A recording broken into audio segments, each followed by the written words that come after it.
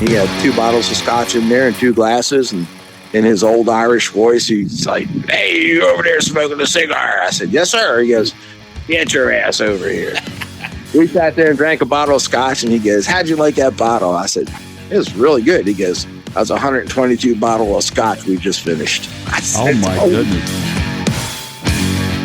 Welcome to Six Figure Trucker, the podcast where we share advice on how to be successful in trucking and have fun while doing so. We'll share stories, news, and advice on how to earn 6 figures in trucking, and we'll speak to guys and gals that are already doing so. Let's get to the show.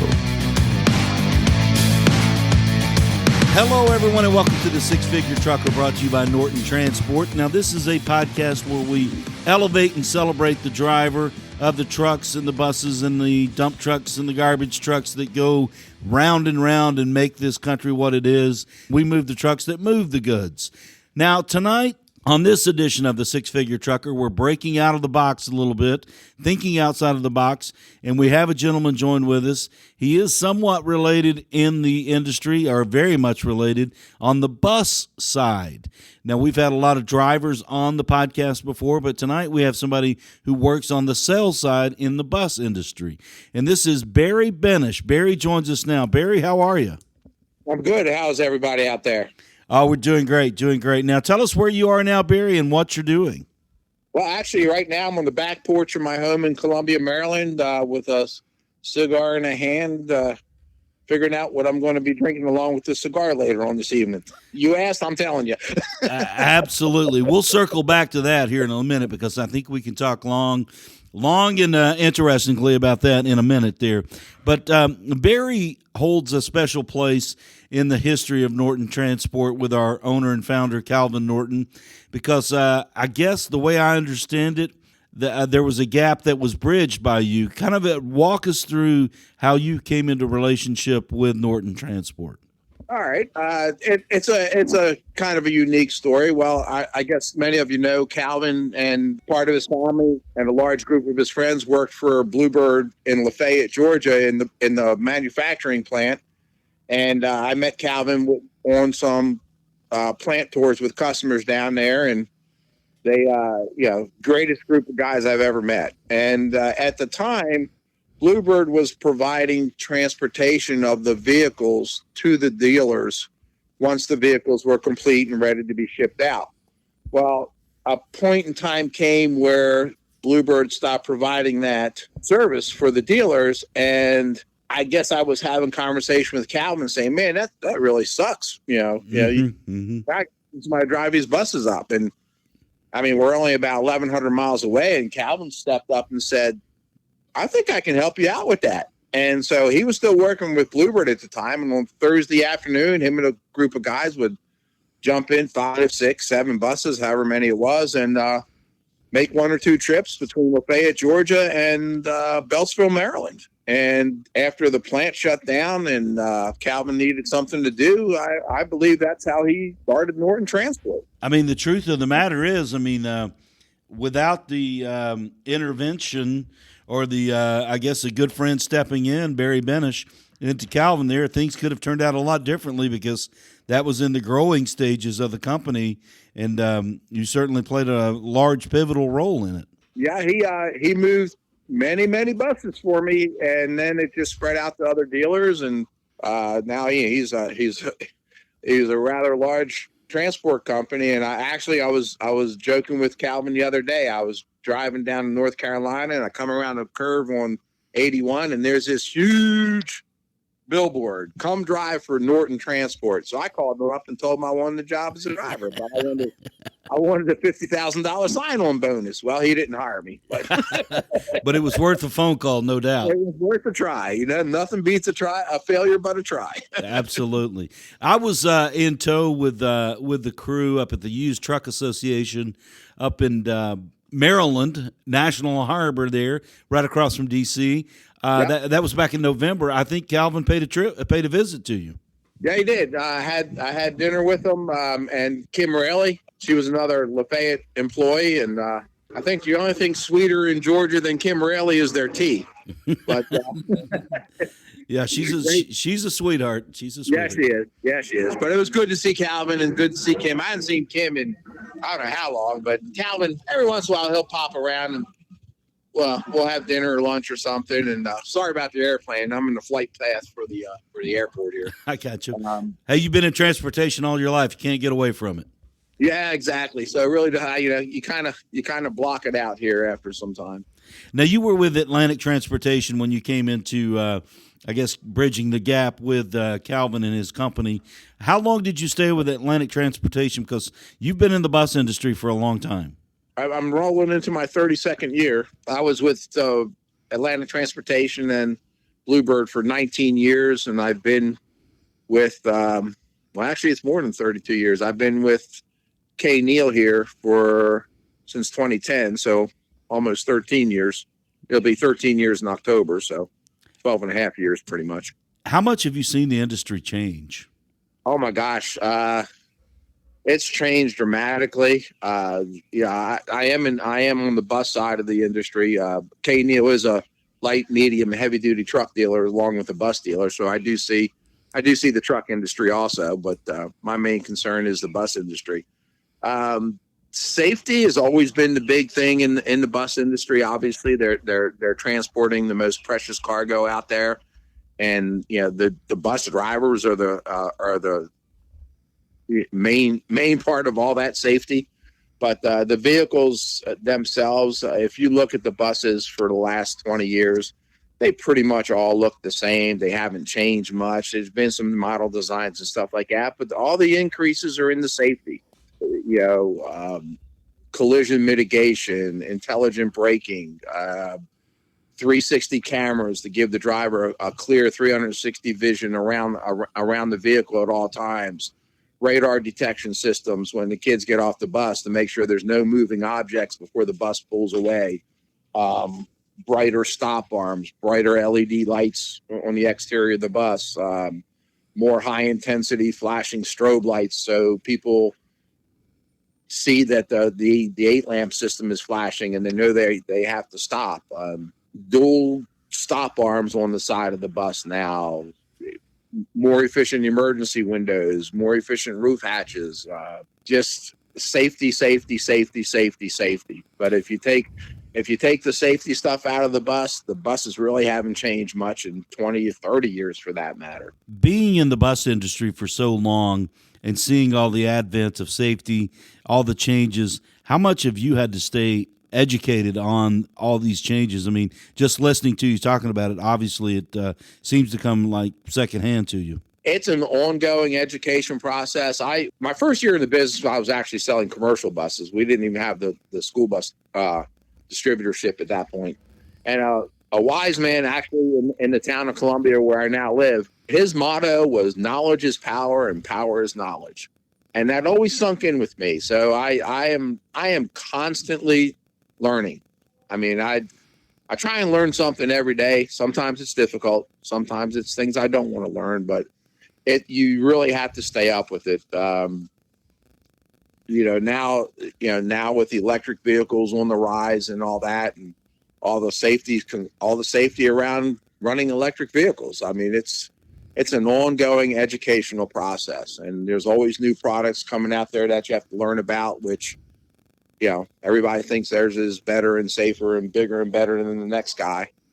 It's a constant ongoing educational process in this business. And if you don't educate yourself, you'll be bringing up the rear of the pack. You'll be left behind there. You're listening to Barry Benesch here on the Six Figure Trucker, brought to you by Norton Transport. Barry, you talked about electric vehicles. I guess you have seen the growth and the increase not only of electric, but before electric, a lot of buses came fueled on propane and other sources there. How did that impact you as far as the ability to sell the vehicle? Well, it's the electric vehicle seems like they're here to stay, and not going to lie, there's a lot of resistance on the lower end of the transportation scale, and I don't mean that in a derogatory way, but the people who have to put these vehicles into operation and make sure they're on routes that can handle with the charge that the buses have currently,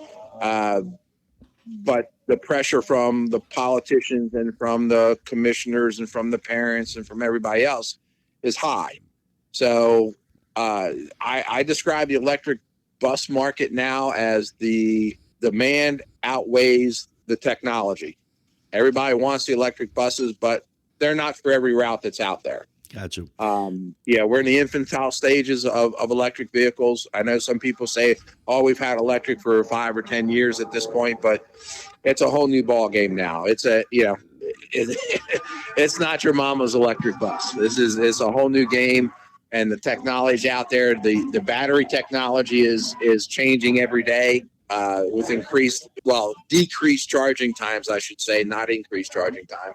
Decreasing charging times, increasing mileage, fuel economy. So it's something that you always have to be wary of and aware of. And there's new battery companies popping up, monthly it seems. New motor companies popping up all the time. So it's another educational process that you have to stay on top of it. Grant funding's out there, so it's an ever learning educational process. Gotcha. Now, from where in the market you're in, you serve a lot of the District of Columbia and the suburbs there of Maryland, if I understand correctly. Is that more advantageous for the electric bus, primarily because of the range of the charge? Well, right now the range, depending upon the manufacturer. So grouping all the manufacturers together, you got a range from 70 miles to 150 miles. Now, of course, that depends on the size of the batteries, how many battery packs are in the vehicle and stuff like that. So Maryland's not really a rural state. We do have some rural areas, especially on the Eastern Shore. And the electric bus isn't good for out there. Right. I mean, the routes exceed the charge of the vehicles. But in the District of Columbia and Baltimore City and Prince George's County and Montgomery County, in those heavy city type areas, the electric bus is perfect. Right. You'll do the morning route, come back, put on a quick charge, send it out to do the afternoon route. So it's kind of advantageous, but yet the DC metropolitan area is one of the highest non-attainment alternative fuel areas in the country. Crazy enough, but that's the way it is. As a sales guy working, I think you had told me earlier, 23 school districts, I'm sure you've got a blend of districts that are urban and rural. How is that? I mean, I'm assuming that you appear before school boards, or not maybe directly, but indirectly, trying to make the sell to them on the buses. How tough is that when you get like a blended district as far as the routes? Well, it's we've approached just about all the school districts in the state that even have the possibility of using the electric vehicle, but then from a sheer economic logistics standpoint, there are some counties that it just, you have a county that's a rather large county and only 4 of their routes can handle an electric bus currently, because of the charging of length of the bus, of how many miles the bus can go. You walk away from that one. It's just not practical at this time. But when you get into the larger municipals where it's a more heavily populated area where the buses don't have to run that far to pick up a busload of kids, that's where you make your mark. That's what you hone in on. Like I don't know how, if any of these names would mean anything to people, but I'm sure people have heard of Baltimore City, Washington D.C., Montgomery County, and the areas of Montgomery County, Prince George's County, which are heavily populated counties out here, and there's large populations within a small 5-mile radius, and a bus can fill up and only go 30 miles. So there's a perfect home for an electric bus. Does it pay off as far as expense to the school district, as far as what they would expend in fuel, let's say diesel on conventional bus versus what the electrical bus does? I mean, is it a win? The ROI on an electric bus, you won't start seeing until maybe the third year or so in return.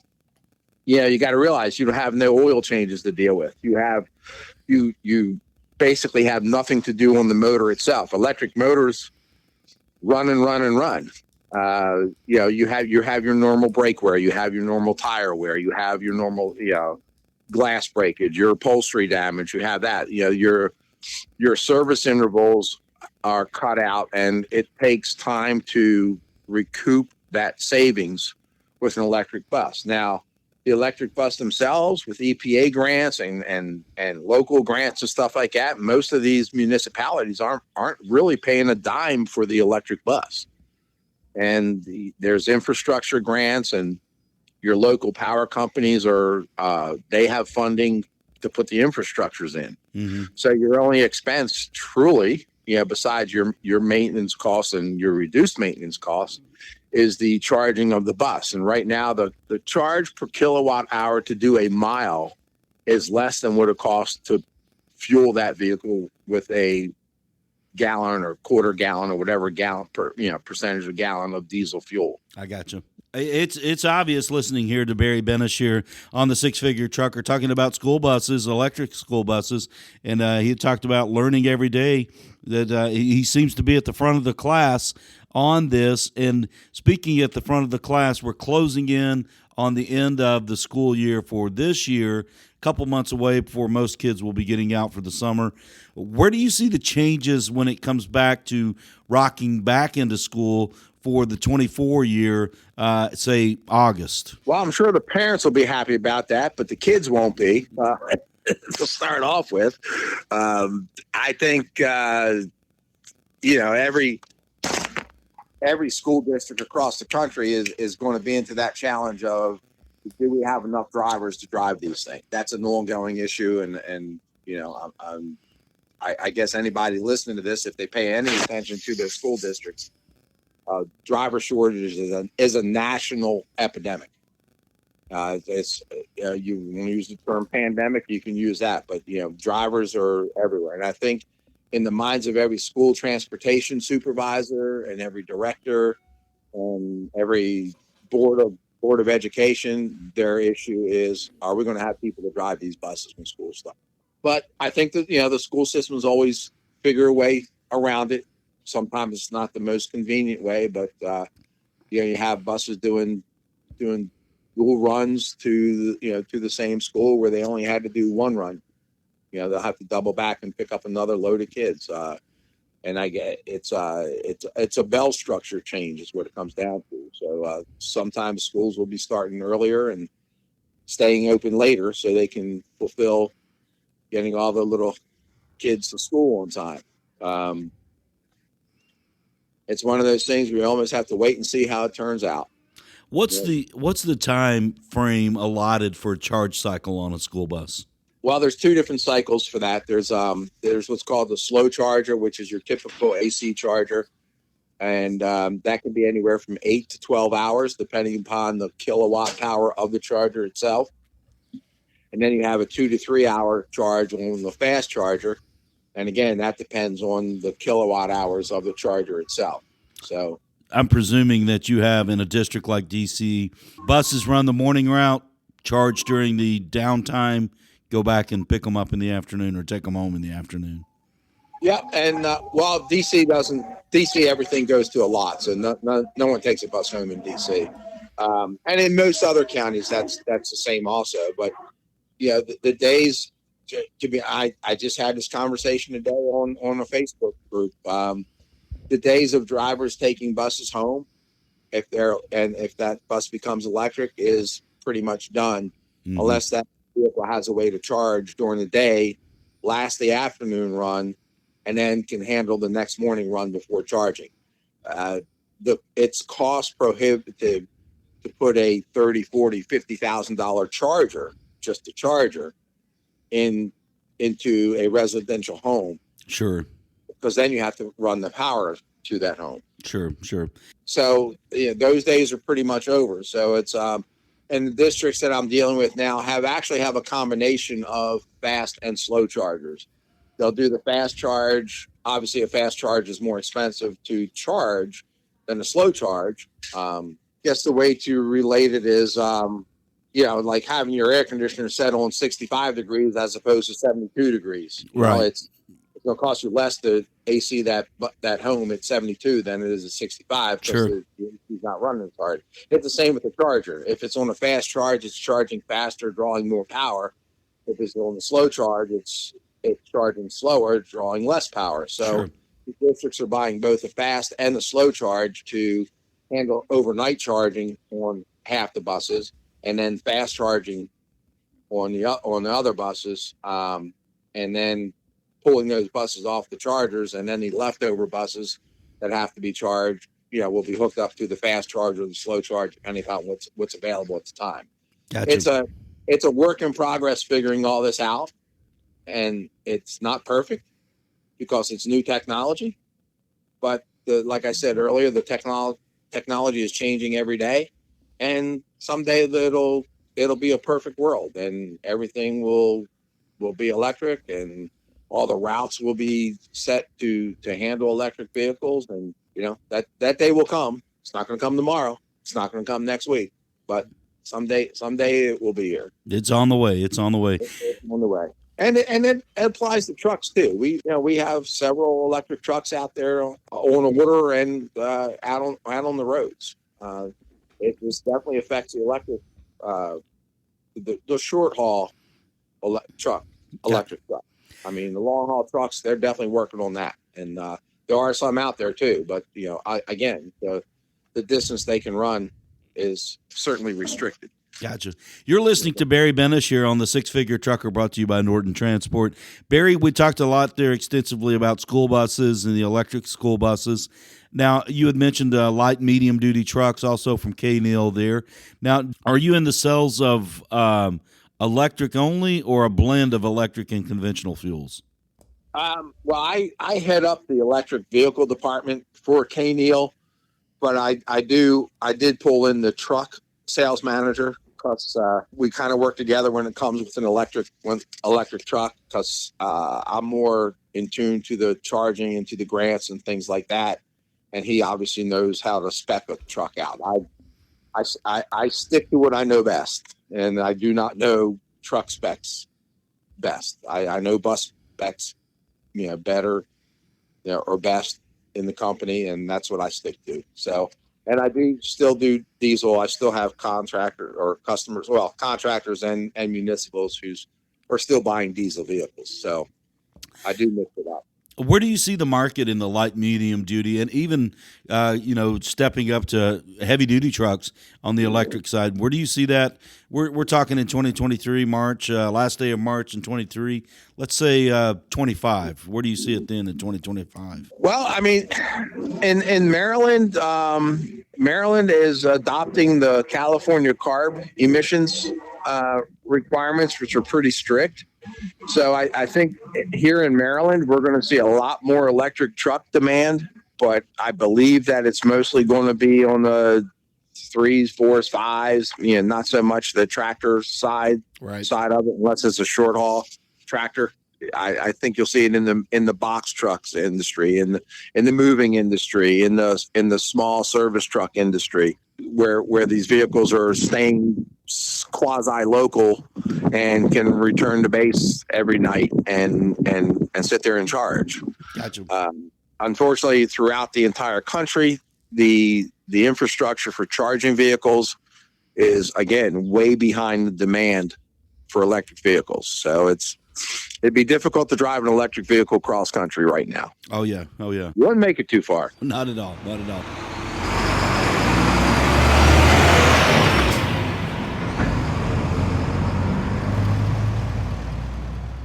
You're listening to Barry Benesch here on the Six Figure Trucker, brought to you by Norton Transport. He's been sharing his knowledge with us about electric vehicles, electric buses, light-duty trucks on the electric side, where it goes in the future, what it looks like now, what it will look like in the future. And we're going to shift gears now. We had mentioned this at the top of the podcast there. You've got a cigar in your hand. What's in your hand right now? I'm guessing it's already about halfway burned. Well, it's just about burning my fingertips. It was actually a little small cigar I picked up in the Dominican Republic. It's just my little pre-dinner cigar. It lasts about 20 minutes. I couldn't pass it up.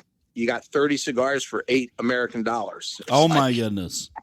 You can't. Yeah, you can't. You know, if they're no good, you throw them out. You're out $8. You know, my regular cigars cost more than that a piece. I was in the Honduras back in 1998. I was actually working, but I stumbled upon some Cuban cigars there, some Monte Cristos, not the bargain that you found, but a box of Monte Cristos. I think they were the number 4, $100 for 25. I thought I'd won the lottery.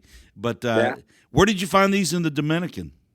I was on a cruise about a month ago at this point, and I was on the ship. I didn't get off the ship, and the couple I was with were like, "Come on, let's get." Pardon my French, but he said, "Get your ass off the ship. You've been sitting on the ship since we got on board." Hey, I'm comfortable. That's exactly what I said. That's why I came. It's a call to vacation.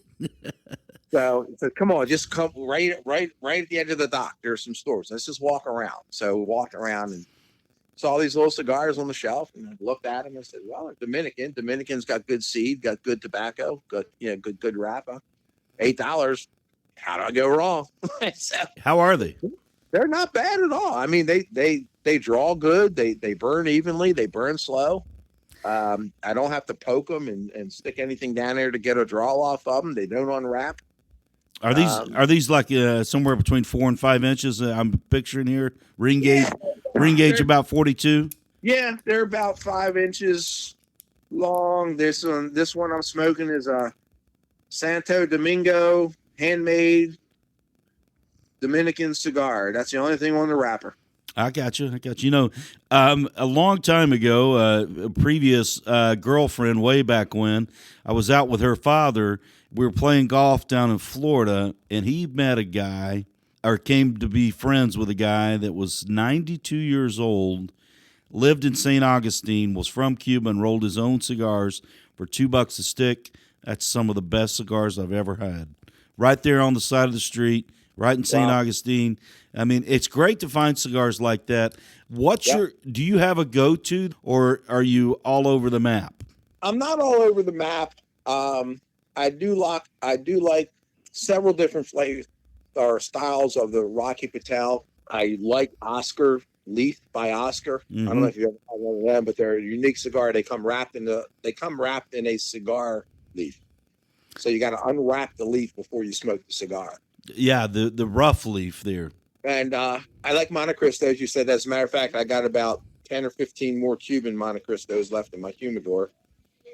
But I'll people give me cigars. They throw me cigars here and there. You know, I got customers. They'll go on a vacation. They'll bring me back a cigar or two, and I'll smoke it. You know, they're the best cigars. Are the ones people give me for free. That's the ones I like. Absolutely. Now, you'd mentioned the one you're having right now, the Dominican, is a pre-dinner smoke. Now, how do you determine? You know, this stick right here is going to be the one that's going to be good before dinner. This one's going to be good after dinner. How do you make that determination? Just by how long it takes me to smoke it. Okay. I mean, this is a 15, 20-minute cigar. It's just about done. And I lit it up right when I sat down talking to you. So gotcha. I've had to relight it twice because I put it down and, was talking. But my after-dinner cigars, I'll sit by my fire pit and grab whatever libation I'm drinking that night, and I'll have a cigar that'll last. Those cigars will usually last me an hour. I got you. Now let's start. What's for dinner tonight? The reason I'm leading you down a path here. We've had the Dominican, the 4 to 5 inch, 42 ring gauge, pleasant smoke you're having now. What's for dinner? I don't know that yet. I'm trying to figure out with my son what we're going to do.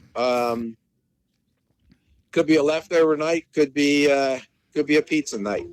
So don't have that answer just yet. Which leads me to the next question.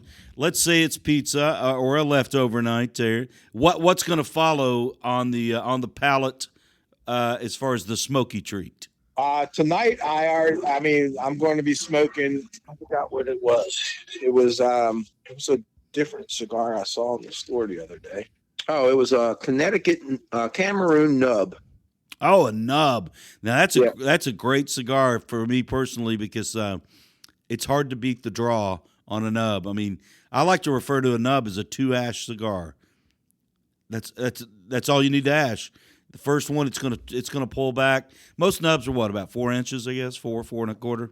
Yeah, they're not big, but they still last a decent amount of time. Oh, sure, with that 60 ring gauge, they're great. Yeah. So I saw that, and I had one a couple weeks ago down in North Carolina, and I really enjoyed it. And I was in the store the other day, and I ran into the humidor. It's a liquor store, and they have a humidor. So I ran in there, and I said, you know what, let me pick up a couple of these. And I bought a Cameroon, I bought a Connecticut, and I bought a Maduro. I forgot which one I pulled out and set in the humidor, in the lower drawer of the humidor.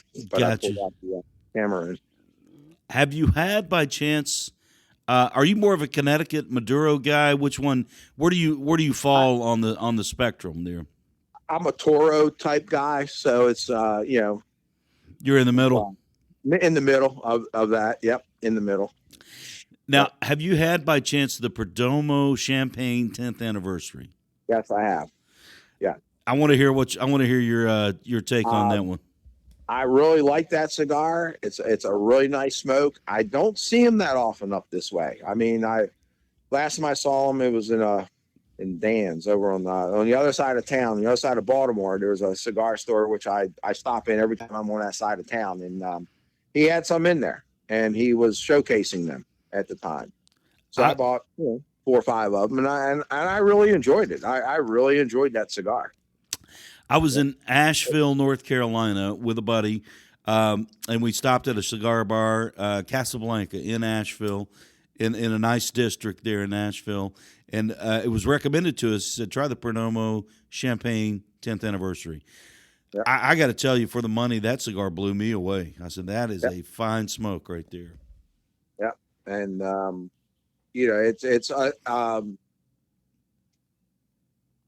I would put it up there with the Rocky Patel 92,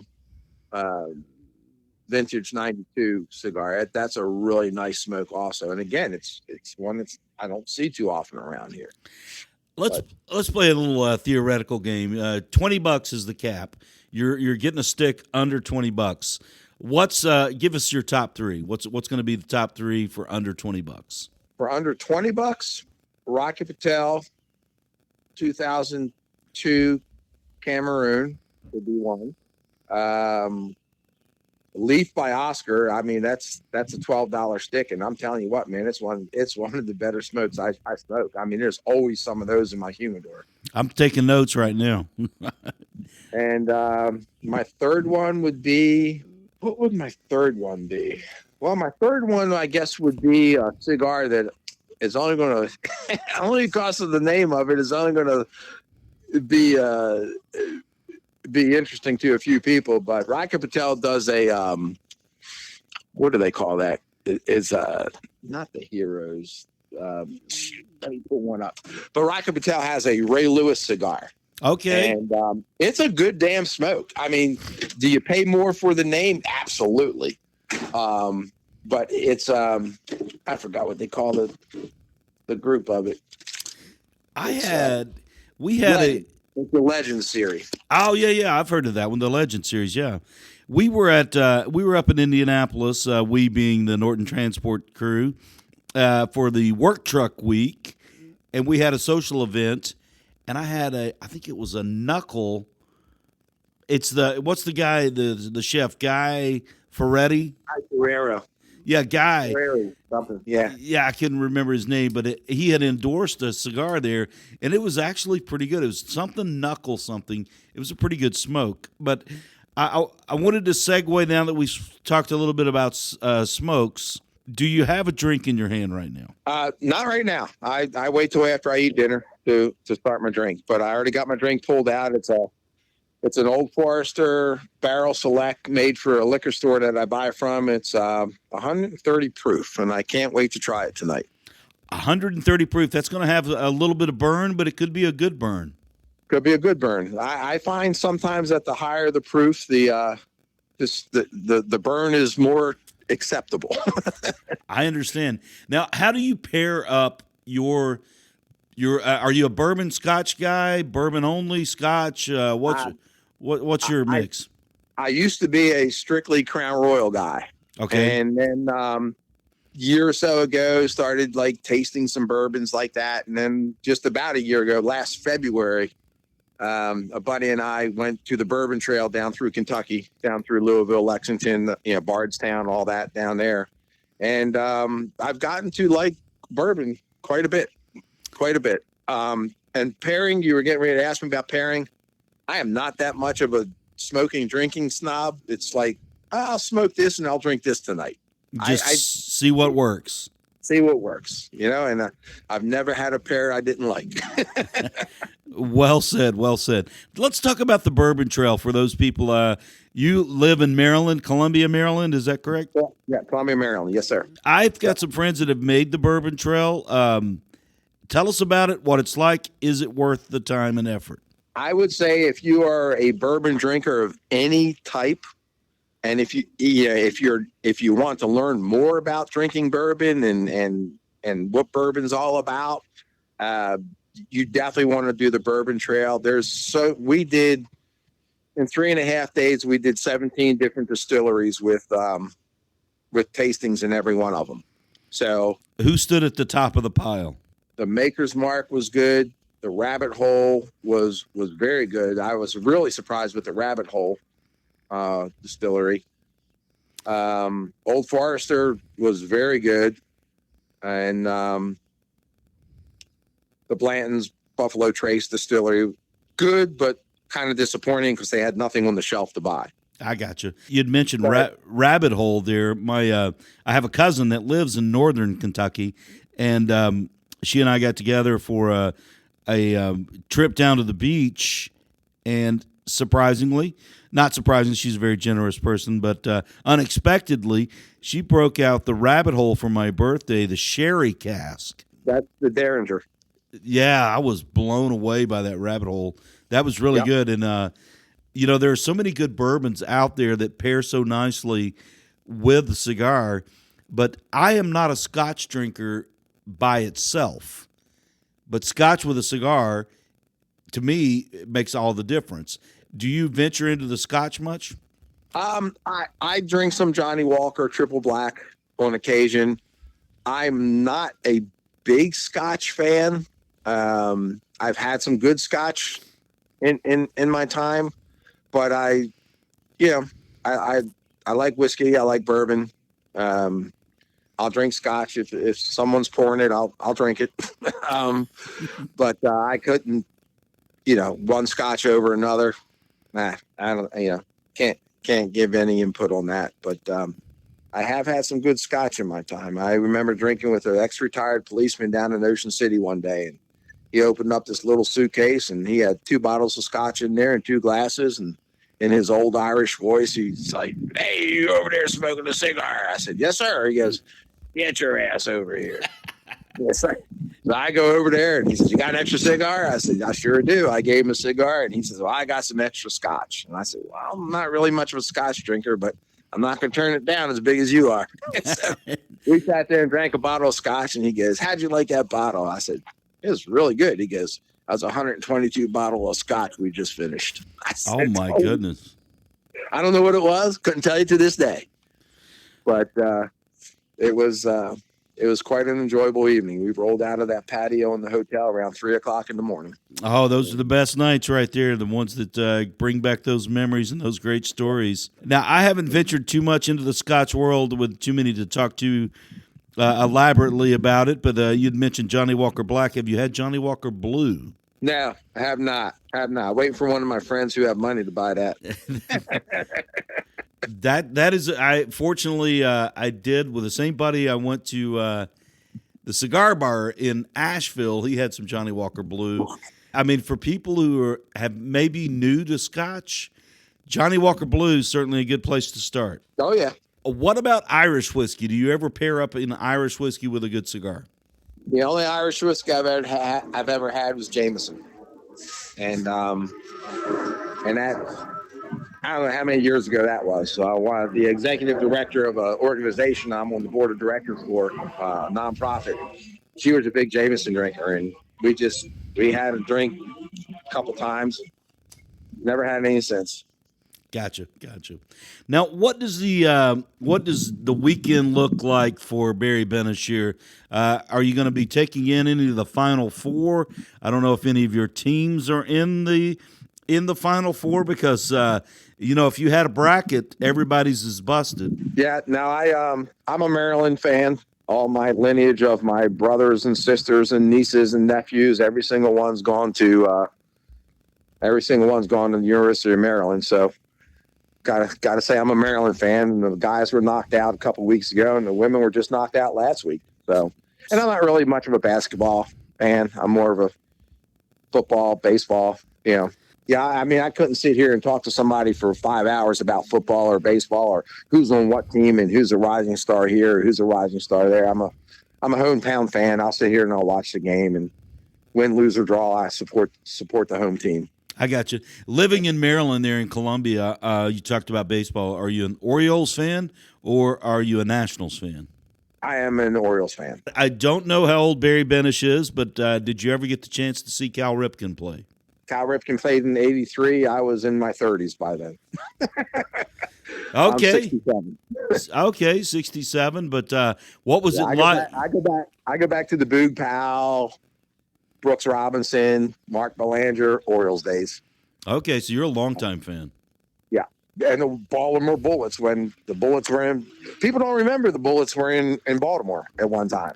No, you're right. They don't. And, gosh, I can't remember the name of the hockey team that was in Baltimore, but, we had a hockey team at one time too. Gotcha. Clippers, Baltimore Clippers. Yeah. Baltimore Clippers. Yep. But, I'm a hometown team guy. When the Colts left Baltimore, I was no longer a Colts fan. But, that was in the sports world when the Colts left Baltimore. What was that? 1980, 80 something. Yeah, 84. I want to say 84. But yeah, because we went about 12 or 15 years without the team, and the Ravens came in '96. So, and if I remember correctly, 84. I mean, he pretty much left in the darkness of night. If I've got that correctly. I mean, 84. I was a teenager, but I believe that's the way it happened, wasn't it? To this day, if some people see a Mayflower moving van going down the street, they'll throw something at it. That is fun. Yeah, that some things don't get forgiven too easily.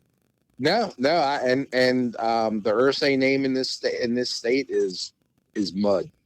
It's mud. I'm sure. And I want to reach back a little bit into our conversation there. You're listening to Barry Benesch here, who is a man of much knowledge about light-duty trucks, electric school buses, where they're going, bourbon, cigars, baseball. We've got an alliteration going, Barry Benesch, baseball, bourbon. We got the B thing going here. Well, don't ask me any marriage advice. I've been there 3 times. Okay. Wanted to ask you, Barry, about this fire pit you have outside. Because what's the temperature right now in Columbia, Maryland? I'll tell you. I can tell you that. It is 63 degrees with rain on the way. So that's about the same here. We're in the suburbs of Chattanooga here, the home of Norton Transport, and you're listening to Barry Benesch, brought to you by Norton Transport on the Six Figure Trucker. Will the fire pit be in use tonight or don't need it? My fire pit is in use year-round as long as it's not raining. If it's snowing, I'm out by the fire pit. Is this a natural wood fire pit, or what's the source of fuel there? It's wood. I go through about 3 cords of wood a year, and 2 cords is usually outside. 1 cord's inside. I got you. Do you have? Is it a wooded property, or do you bring it in, or how does that work? I have the most amazing 76-year-old wood supplier that you'll ever meet. He's 76 years old. He will bring me a cord of wood, stack it, rotate the old wood to the top of the pile, and $200 which is phenomenal price out here, and usually a 6-pack or 2 6-packs of beer. A gratuity on the side, dear. 76 years young? He is 76 years young. The first time he's been doing it for me for 4 years. The first time he came up and pulled in my driveway, I'm out there talking to him, and he said, well, I better get going. And his name's Larry, great guy. I said, what do you mean get going? Aren't you waiting for somebody to help you? And he looks at me and goes, why, do I look like I need help? I said, no. No offense, man. So he must. No, it's going to take me a while, but I'll get it. You just show me where you want to put it. And one of the greatest, dearest guys you'll ever meet. I called him one day. I said, Larry, you in my neighborhood? He goes, no, I'm sitting home and back drinking a glass of wine. I said, well, I got a tree I need to bring down. It came down in the windstorm last night. 15 minutes later, he's in my driveway with a chainsaw, pulled the tree down. What do I owe you? He goes, got any beer? I said, yeah. He goes, give me a beer or two. So, gave him half a case of beer. Isn't it wonderful to meet people like that? Yeah. I mean, he's just a great guy. And everybody, once I started using him, everybody in my neighborhood, all 14 houses, everybody who burns wood buys their wood from him. That's fantastic. It's kind of a win-win for him, win-win for the neighborhood. Yeah, I mean, he just, he calls me up and he'll say, hey, you're about out of wood. Let me know when you want another load. I said, Larry, just bring it and I'll leave the money on the back porch for you in an envelope. I hear a plane coming over there. Yeah. It's probably about the 6th or 8th one since we've been talking. Is that going to which one sees the most Dulles or Reagan National? I'm sure Dulles sees more activity. I'm at BWI. I'm up between Baltimore and DC, so these are all coming out of BWI. I got you. Maybe this evening they'll be landing. And when they land, I can see inside the windows sometimes. That's too funny. Yeah. I got to ask you this question, Barry. It's been a great conversation with you. We've talked about a lot of topics here. How did you end up in the area or the niche that you're in there? How did you get into that? Well, I was in the glass business for 17 years, auto glass business. And company I worked for sold out to a large manufacturer whose name I won't repeat because it's only 3 letters. 2 of them happen to be the same. And after that, I mean, they worked with me and brought in some people for, to work in the area and this, that, and the other. And then they brought in all their own people and kicked me to the curb. Well, at that time, my wife was a dental technician who worked with another dental technician whose husband owned a bus company. And it was a startup company. He'd only been open for less than 2 years. And we socialized, our kids were the same age, and, we hung out quite a bit. And when I lost my job there, Roxanne was the other technician. My wife's name was Cheryl. Said, what's Barry doing? She said, nothing. He's trying to find a job. He said, well, tell him to go talk to Brian. Brian's talking about hiring a salesman. So I talked to Brian, her husband, and said, hey, Roxanne said you need a salesman. He goes, yeah, but I have no idea what to do with one. I said, well, I've been selling for 17 years and, a few years before that in the auto repair business. Let's take a crack at it. Well, that was it. It's worked out well for you. It's worked out well. Yeah, it's worked out well. It's had its ups and downs, and it's been good for the most part. It's but I'm starting to do a wind down now, and my son a couple of weeks ago, he said, Dad, I think I want to get into the bus sales and follow in your footsteps. So he may be taking over for me with the company I'm working for. He actually went down there today and talked to him, and they're all for it because my customers all know my son. I mean, majority of them know me for 30 years, so they know, they knew my wife, and they know my son, and a lot of them were there at my wedding. A lot of them were there when he was born, and they followed his football career through high school, and it'd be a natural chain of events and progression there for your son to take your spot at K. Neal. I wanted to ask you this question: working in sales for so long and being familiar with your interaction with Norton Transport, bridging the gap at that time, back in I guess that was in the 90s. Let's see, the plant. I'm not sure when the plant closed down in Lafayette. I'm sure Calvin will remember those days. That was a sad day. I do remember that. But it'd be mid 90s to early 2000s at least. Yeah, somewhere in there. But from your perspective, working on the sales side, what does Driveaway mean to you for guys that, for people that have to move so many units, and you move a lot of your units in the same region, but what does Driveaway mean to you from a sales side? Well, it's one of the most critical parts of the production process, because the plant can build the bus. I just had this conversation today with one of my counties.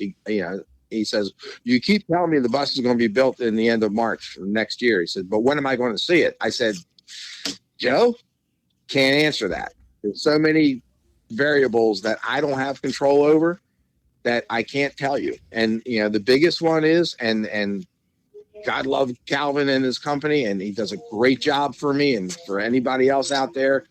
I'm hoping he does the same good job for everybody else out there, but I know he does a great job for me. The important part, once that bus is built, is to get it to me.